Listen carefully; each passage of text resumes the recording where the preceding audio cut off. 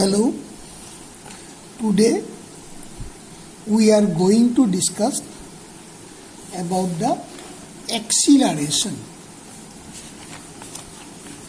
আজি আমি acceleration উপৰত discuss কৰিম. In the last class, we discussed that the velocity of a body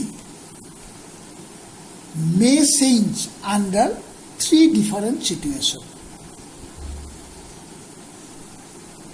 Velocity of a body may change under three different situations. Number one, body moves in a straight path, but speed of the body changes. That means magnitude of velocity of body changes at different point of its path or at different instant of time, keeping direction fixed.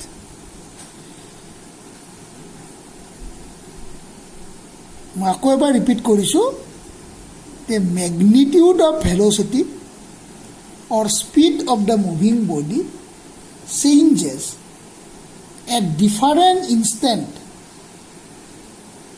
of its motion, but keeping direction fixed.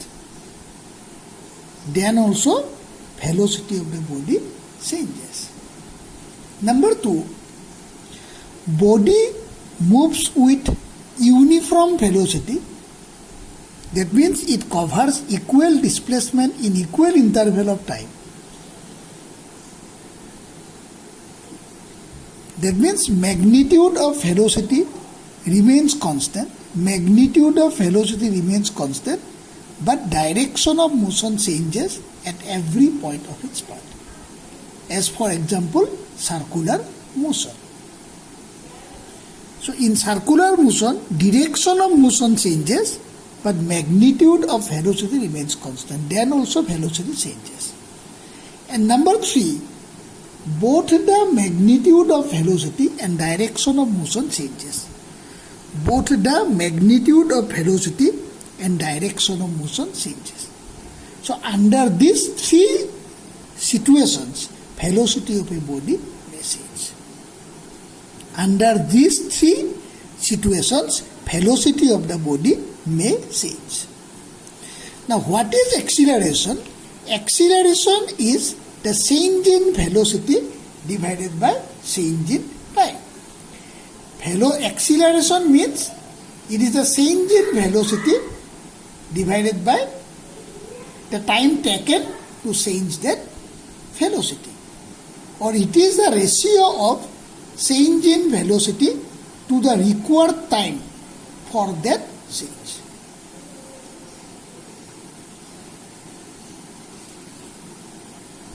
ইয়াত আমি দুটা situation consider কৰিছিলোঁ, situation number 2 and 3, য'ত আমাৰ কি আছিল, direction of মোশ্যনটো change হৈ আছে. If direction of motion of a body changes, then also' velocity changes. That means the body is accelerated. কিন্তু এই ওৱান ডাইমেনশ্যনেল মোশ্যন চেপ্টাৰটোত আমি এই দুটা কণ্ডিশ্যন ষ্টাডি নকৰোঁ. আমি ইয়াত এক্সিলাৰেশ্যন মানে চেঞ্জ ইন মেগনিটিউড অফ ভেলচিটিটোহে ষ্টাডি কৰোঁ. আমি এই পাৰ্টিকুলাৰ চেপ্টাৰটোত আমি এক্সিলাৰেশ্যন মানে change in magnitude of velocity with respect to time, এই বস্তুটোহে ষ্টাডি কৰোঁ. আমি যেতিয়া চাৰ্কুলাৰ মোশ্যন পঢ়িম তেতিয়া আমি এটা নতুন এক্সিলাৰেশ্যনৰ কথা ক'ম, চেণ্ট্ৰিপিটেল এক্সিলাৰেশ্যন. যেতিয়া আমি চেণ্ট্ৰিপিটেল এক্সিলাৰেশ্যন ডিছকাছ কৰিম বা ডিৰাইভ কৰিম, তেতিয়াহে আমি change in direction of motion আমি সেই কনচিডাৰেশ্যনটো ল'ম. তাৰমানে বডি মুভছ উইথ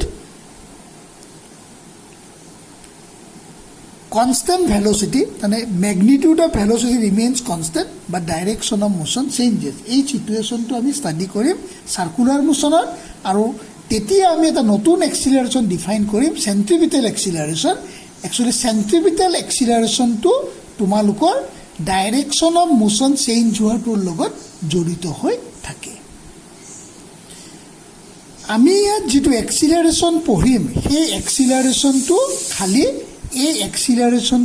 খালি increase in magnitude of velocity or decrease in magnitude of ভেল'চিটিৰ লগতে জড়িত থাকিব বা ৰিলেটেড থাকিব। চ' হোৱাট ইজ এক্সিলাৰেশ্যন? ডেফিনেশ্যনটো হ'ব the time rate of change of velocity.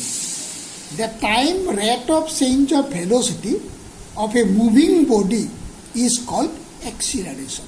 The time rate of change of velocity of a moving body is called acceleration.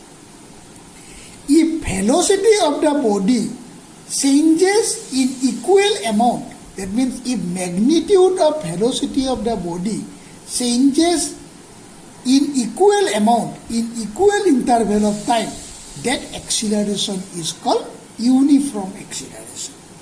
If velocity of body changes by equal amount in terms of magnitude in equal interval of time, then that acceleration is called uniform acceleration. And what is the velocity time graph? What is velocity time graph for that type of acceleration? Velocity time graph for that type of acceleration will be like this. It is a straight line. It is a straight line inclined to time axis.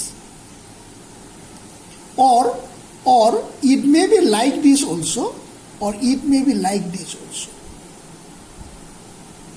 So this is velocity,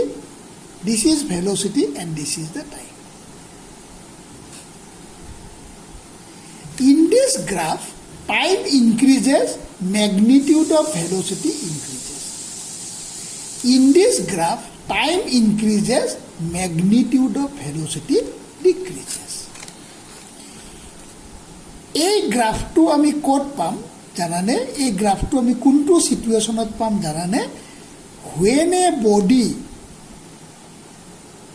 or ball is projected, when a body is projected vertically upward, when a body or ball is projected vertically upward from ground, under that situation we get this velocity type graph. Because as the body moves up, বডিটো যিমানে ওপৰলৈ যাব বডিটোৰ velocity কমি যাব। কমি এটা অৱস্থাত কি হ'ব? ভেল'চিটি 0 হ'ব। Then it again returns back to life. আমি এটা বল লৈ যদি ওপৰলৈ মাৰি দিওঁ, বলটো কি হয়? যিমানে ওপৰলৈ গৈ থাকে তাৰ ভেল'চিটি কমি গৈ মেগনিটিউড অফ ভেল'চিটি ডিক্ৰিজ হয়। এটা অৱস্থাত 0 হয়, 0 হ'লে আকৌ ৰিটাৰ্ণ বেক কৰে। এই যে বডিটো ইয়াৰ পৰা ইয়ালৈ মুভ কৰিলে, from projected point to the highest point, এইটোকে হায়েষ্ট পইণ্ট বুলি কয়। প্ৰজেক্টেড পইণ্টৰ পৰা হায়েষ্ট পইণ্টলৈকে সেইখিনি অৱস্থাত ভেল'চিটি টাইম গ্ৰাফটো এনেকুৱা হ'ব। কাৰণ বডিটো যিমানে ওপৰলৈ যাব তাৰ ভেল'চিটি কমি কমি যাব। চোৱা, টাইম ইনক্ৰিজেছ, ভেল'চিটি গ্ৰেজুৱেলি ডিক্ৰিজেছ। বডিটো যিমানে ওপৰলৈ যাব তাৰ ভেল'চিটি লাহে লাহে কমি কমি যাব। As the body moves up, magnitude of velocity gradually decreases. So velocity time graph to tethiya enuka. Or if a ball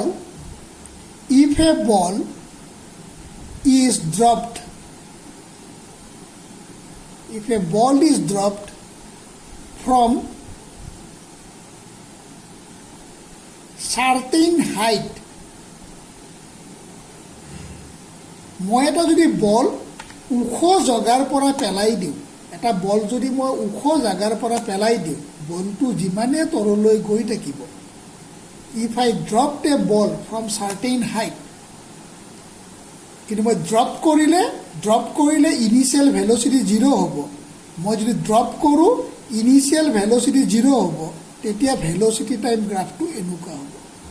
মই যদি ড্ৰপ কৰোঁ from certain height, initial velocity তাৰ 0, গতিকে তাৰ ভেল'চিটি টাইম গ্ৰাফটো এনেকুৱা হ'ব as the time increases velocity of the body gradually increases ই যেতিয়া ইয়াৰ পৰা গৈ থাকিব যিমানে তললৈ যাব ভেল'চিটি কি হ'ব বাঢ়ি বাঢ়ি গৈ থাকিব this is the velocity time কিন্তু এইটো গ্ৰাফত আমি কি আঁকিছোঁ চোৱা এইটো গ্ৰাফত আমি কি আঁকিছোঁ এট টি ইজ 0 বডিটোৰ ভেল'চিটি আছিল তাৰমানে eye drop the body I project the body with certain velocity vertically downward. মই বডিটো তলৰ ফালে মাৰি দিছোঁ মই বডিটো তলৰ ফালে মাৰি দিছোঁ উইথ চাম ইনিচিয়েল ভেল'চিটি চ' তেতিয়া ভেল'চিটি টাইম গ্ৰাফটো এনেকুৱা হয় চ' আমি এইটো গ্ৰাফেই লওঁ বা এইটো গ্ৰাফেই লওঁ বা এইটো গ্ৰাফেই লওঁ তিনিওটা গ্ৰাফতে কি হৈছে magnitude of velocity changes with respect to time.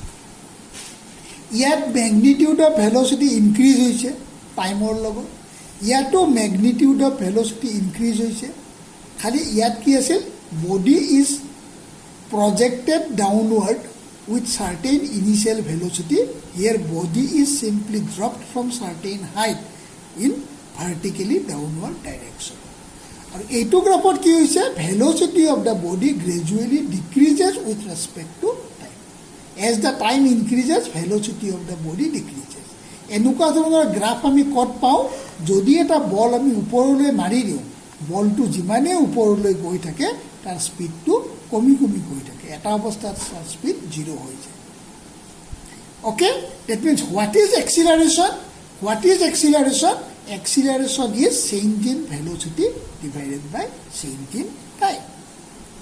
So if change in velocity, what is called change in velocity? Acceleration মানে আমি কি বুঝিলো acceleration means change in velocity.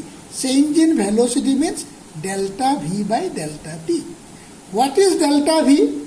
Final velocity minus initial velocity divided by t2 minus t1.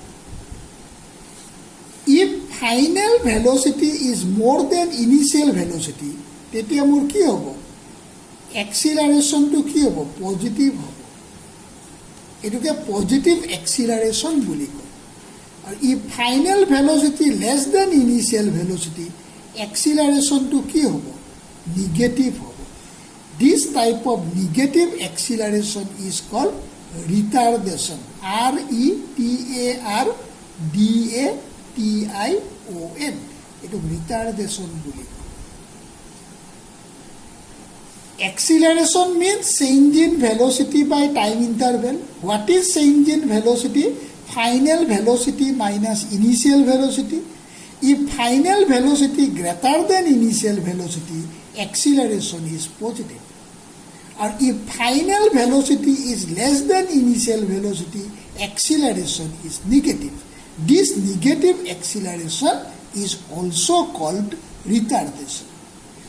তার মানে এইটো graph আর এইটো গ্রাফে আমাক কি বুঝাব পজিটিভ এক্সিলারেশন বুঝাব আর এই গ্ৰাফটোৱে আমাক কি বুঝাব নিগেটিভ এক্সিলারেশন বুঝাব কারণ টাইম যিমানে বাঢ়ি গৈছে ভেলোসিটি কমি গৈছে as the time increases velocity gradually decreases. Therefore, this is called negative acceleration or retardation.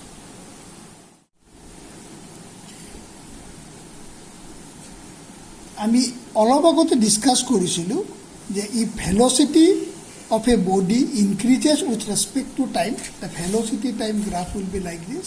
Yes or no? Time increases, velocity increases. This is the velocity time graph. So in this graph, when t is 0, body has certain velocity. So this is a velocity time graph of a body whose velocity increases with respect to time. Along x-axis, time is drawn, and along the y-axis, velocity is drawn. At time t1, velocity of the body is v1. At time t2, velocity of the body is v2. That means this represents v1 and this represents v2. So what is this? This gives us a time interval t2 minus t1. Okay? t2 minus t1. And this gives us the change in velocity delta v is equal to v2 minus v1. Okay? So what is acceleration? Acceleration A means change in velocity by change in time. What is change in velocity? Delta V. What is delta V? It is V2 minus V1. What is delta T? What is delta T? It is T2 minus T1. So in my diagram, delta V means BC. BC represents delta V, and AC represents delta T. Delta T. Now you just see, so this is a right angle triangle. A, B, C is a right angle triangle. This is a right angle. C is a right angle. This is called base of the right angle. This is called perpendicular of the right angle, and this is called hypotenuse of the right angle. Base, perpendicular, hypotenuse. So if we write BC by AC, and we take this particular angle theta, if we take this angle as theta, this will be the base, this will be the perpendicular, and this will be the hypotenuse. So therefore BC by AC means perpendicular by base is tan theta. That means acceleration is equal to tan theta. What is tan theta? Tan theta gives us the slope or gradient. Therefore acceleration is equal to slope of the velocity time graph, velocity time straight line. That means what is acceleration? It is the slope of the velocity time graph. Okay, slope of the velocity time graph. মই আকৌ এবাৰ repeat কৰিছো, এই গ্ৰাফটো আমি কাৰ কাৰণে আঁকিছিলো? For the situation where velocity increases with respect to time. If magnitude of velocity increases with respect to time, as the time increases, if magnitude of velocity increases, velocity time graph will be like this.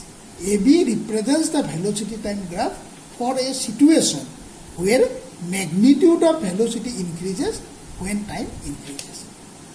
So I take a particular instant t1 when the velocity of the body is v1, at time t2 when velocity is v2. That means as the body moves from this position to this position, what is change in time? Change in time is t2 minus t1. What is change in velocity? Change in velocity gives us v2 minus v1. Okay? So what is acceleration? Acceleration is change in velocity by change in time. So v2 minus v1 by t2 minus t1. This is the change in velocity by change in time. So BC by AC. BC by AC is perpendicular by base with respect to this theta. So therefore it is tan theta. So what is tan theta? Tan theta gives us the slope of velocity time straight line. Slope of velocity time straight line. তোমালোকৰ মনত পৰেনে আমি যে কৈছিলো velocity is equal to slope of displacement time graph. স্পীডক কৈছিলো speed is equal to slope of distance time graph.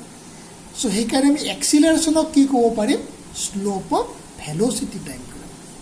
আমি last ক্লাছত discuss কৰিছিলোঁ যে speed is equal to slope of distance time graph, velocity is equal to slope of displacement time graph, আৰু ইয়াত আমি কি লিখিছোঁ?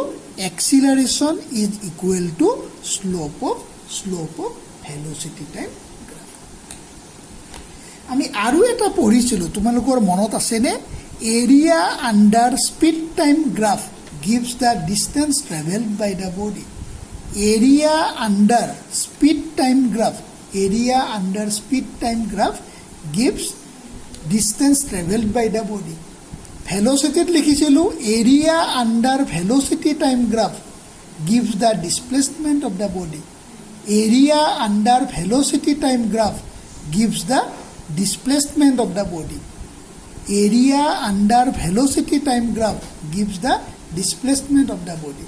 Similarly, acceleration, area under acceleration time graph gives the change in velocity.